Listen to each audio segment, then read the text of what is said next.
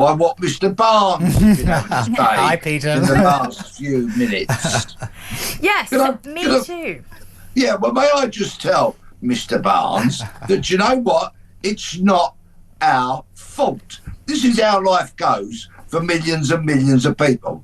You get up in the morning, you go to work, and you work very hard. Often you work so hard that you don't actually deserve the pay that you should get, but that's another story. When you get home, millions of people put their time into raising their children so that they turn out to be wonderful people who contribute to society and don't take from it.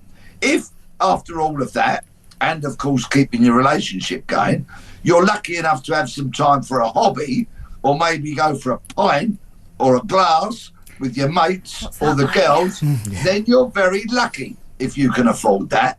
The mistakes of politicians are not our fault.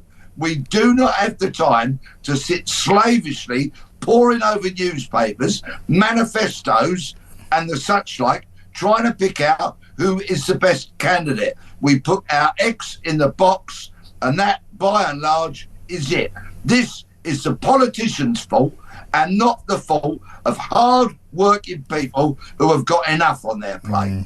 Sorry, Peter, but it's a responsibility of its citizens to involve themselves in the democracy. If you don't pay attention, decisions are made without you. And I'm not saying that this is all lying on the public, but a lot of the problems that we face structurally as a nation are because we kicked the can down the road. The migrant crisis should never have happened in the first place. So as getting all riled up about a court decision that has, that is nothing more than the government's excuse to continue kicking the can is rather ridiculous to me, because we didn't fix things when we had the opportunity. Everybody works hard, everybody's underpaid, and all of these problems stem because we didn't pay attention long enough. I hate to be that guy, but it has to be said.